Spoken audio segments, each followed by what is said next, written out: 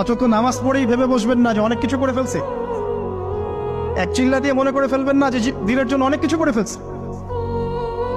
একটা হজ করেছেন, ওমরা করেছেন, সিয়াম রেখেছেন, দিনের জন্য দান সৎকা করেছেন, একটা মাদ্রাসা মসজিদ করেছেন, ভেবে বসবেন না আপনি সব অনেক কিছু করে ফেলেছেন এবং অন্যরা সব ককরোচ তেলা পোকা, ওরা জাহান্নামে যাবে এমনটা মনে করবেন। জানি না আমরা যে কার আমলের কতটুকু আল্লাহর কাছে কবুল হচ্ছে।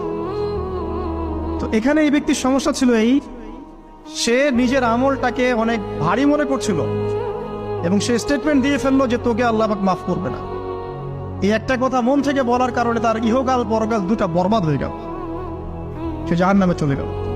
ঠিক আরেক ব্যক্তির ঘটনা আছে এমন, এগুলো সবগুলো রেফারেন্স আছে।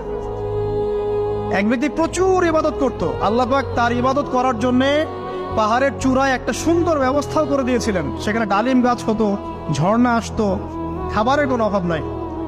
হাদিস এসেছে 500 বছর সে ইবাদত করেছে। কত বছর?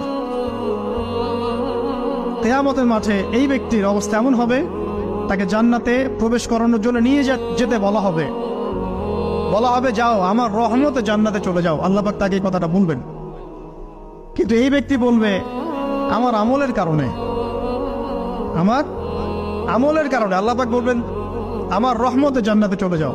ব্যক্তি বলবে আমার আমলের কারণে। আল্লাহ রাব্বুল আলামিন তখন তাকে দেওয়া সমস্ত নেয়ামতগুলোকে এক পাল্লায় করবেন আর তার সমস্ত আমলকে আরেক পাল্লায় করবেন। তারপর দেখা যাবে আল্লাহর সমস্ত নেয়ামত তার একটা চোখের সমান হয় নাই। কথা কি বুঝতে পারছেন? একটা চোখের যে নেয়ামত আল্লাহ পাকের, সমস্ত আমল ও 500 বছরের ইবাদত এতটুকু হয়নি। তারপর তাকে বলা হবে ওকে জাহান্নামে নিয়ে যাও। এবার জাহান্নামে যাওয়ার সময় সে বলবে আল্লাহ তোমার রহমতে আমাকে মাফ করে দাও। তখন আল্লাহ পাক তাকে আবার ডেকে নিয়ে আসবে, বলবেন যে